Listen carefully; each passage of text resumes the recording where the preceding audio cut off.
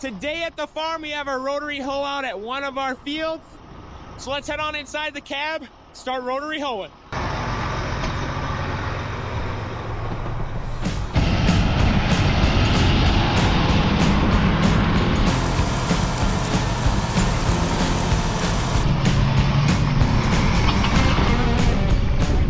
And we are off rotary hoeing. As you can tell, I have to use a steering wheel here. Reason being, we only own 3 GPS receivers and we got them all on our tractors right now. And since it sounds like we're gonna be digging some today and planting yet today, I don't wanna be robbing them off tractors, moving them on here, having to redo my calibrations. So for rotary hoeing today, we're gonna be doing everything by hand.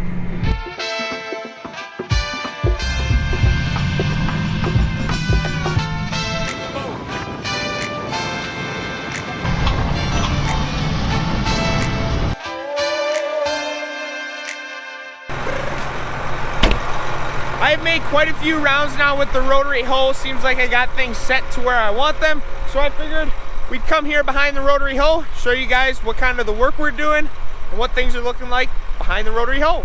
But before we get to that, I have one favor to ask of you guys, and that is if you enjoy my content and want to see more videos from my farm, please go ahead and hit that subscribe button down below to help the channel. Here is our 30-foot wide rotary hoe that I'm pulling with our John Deere 8285R. I don't recall how old that rotary hoe is that we're using today, but I do remember one thing, and that rotary hoe is definitely older than 24 years old. Since I'm 24, and I remember that rotary hoe being in our shed for about as long as I can remember. Running the rotary hoe isn't one of those field operations that we plan to do every spring, or let alone even hope to do every spring. It's just one that we're kind of forced into doing based off the early season growing conditions of our corn that Mother Nature hands us. I stepped out of the cab, grabbed a screwdriver to do a little bit of digging to show you guys why we're rotary hoeing, what some of the benefits and what we're hoping to achieve out here with our rotary hoe. This is the portion of the field that I haven't rotary hoed, and you can see here's the break. Over here I have. And if we look at some of this stuff that I haven't rotary hoed, you can see there's a corn plant here, one here, and then a long break to another corn plant. And because we have a lot of time and money invested in our corn planter, I know for a fact where corn should be out in this field, and that our corn planter did not make that many skips in a row. So if we dig down a little bit, I'll show you guys the problems we're having out here. If I dig down a little bit between these two corn plants, I should be able to find another corn seed, but it's a little bit difficult to dig down because there is a little bit of a crust on the top of this soil, which is one of the reasons I'm out here with the rotary hoe. Good amount of digging, and I found the next corn shoot is sitting right here. He's just a little bit trying to poke through the top of the soil surface. And that little bit of soil crust that we have here can sometimes be difficult for my early corn seedlings to emerge through. So that's what we're trying to accomplish with the rotary hoe. And over here where I've already ran the rotary hoe, you can see that crust is more broken up on the top of the soil, which should help these early corn seedlings start to emerge through that little bit of crust that was there from the pounding rains that we've had.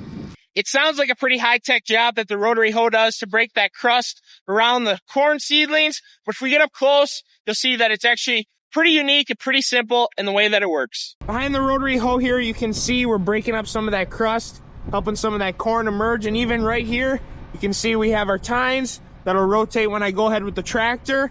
That's breaking up the crust right next to even this corn plant right here. With what little room for margin there is between the tines and the little corn plants that should be sticking up out of the ground, you might be thinking, Matthias, isn't it pretty dangerous to be out there? You might knock over, run over, cut off some of your corn plants.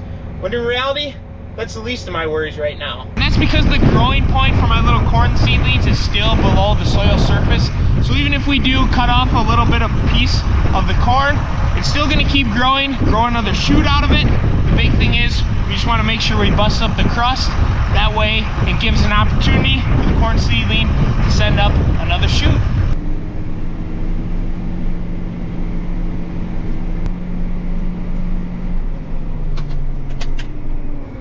Just finished this 80-acre field, jumped out of the cab. I want to double check that there is no barbed wire fence or anything that got caught on any of our tines before we fold up and head to that next field.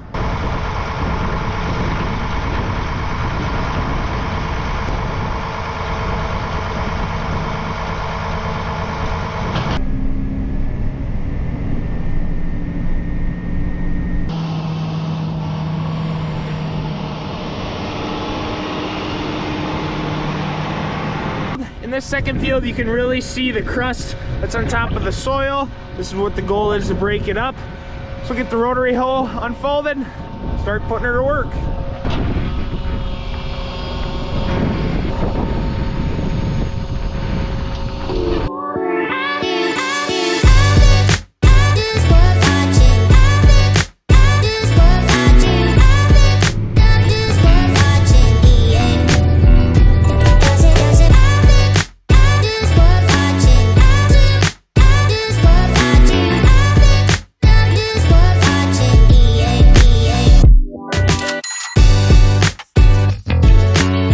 This field we're working now is definitely a lot worse than another one, just because we had a lot more ponding water here. You can see the ground's all flaked and crusted over here.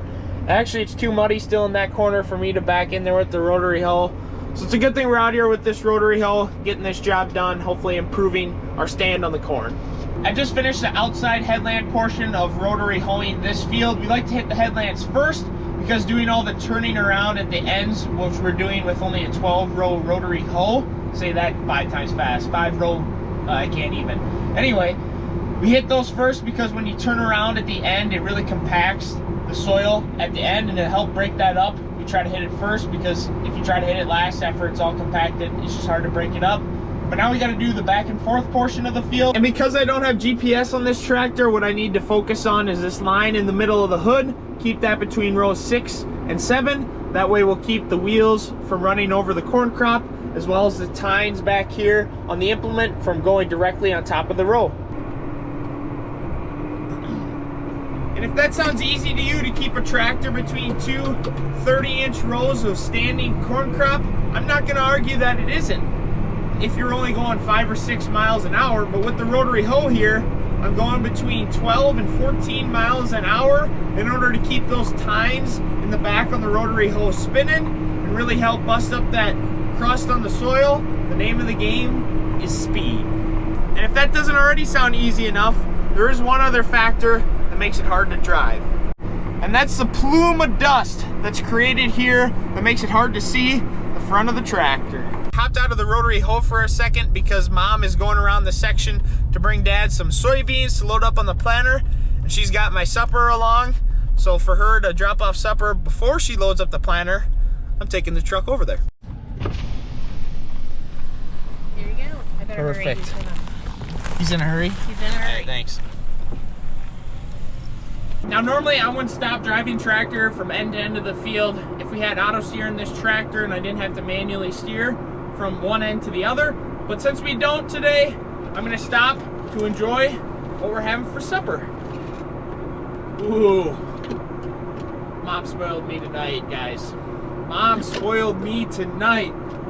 It looks like we're having some steak and a mashed potato, which is a good thing because it looks like it's gonna be a long night. We got some rain on the way, so Dad wants to work late, get all the rotary hoeing done, and maybe dig one more field yet tonight. It's already 8 o'clock, so I'm gonna enjoy this nice lunch that Mom made me. Thanks, Mom. I should have taken a time lapse of the delicious meal that Mom brought me to the field, and then I ate in a rather quick manner because I still need to finish this field, have one other field I'm for sure gonna work the headlands on, and want to check one other field before the sun goes down, which means we need to start boogieing.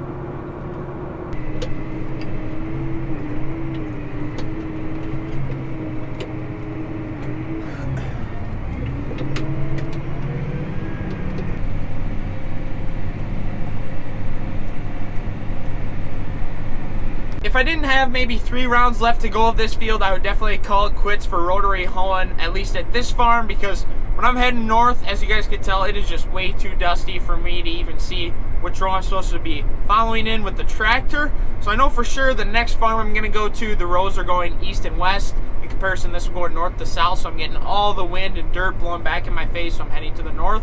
So we'll finish these 3, and then we'll head to that next farm, and hopefully the conditions over there are just better.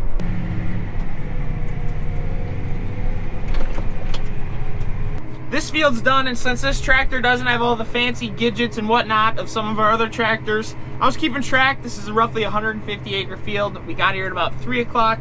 It's now 8 o'clock, so that means 5 hours. I'm roughly averaging 30 acres an hour. So this next 80 acre field we're gonna do Should only take us about 2.5, 3 hours.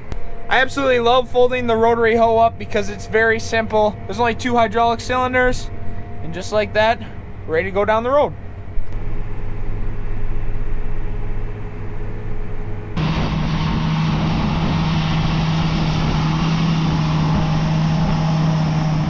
This field I'm at now is 80 acres, and it also has a pretty good layer of crust.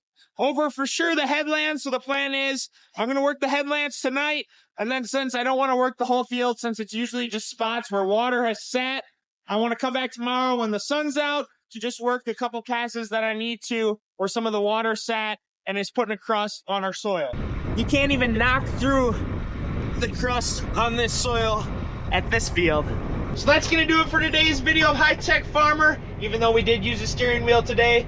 But thanks so much everybody for watching. Hope to see ya in the next one.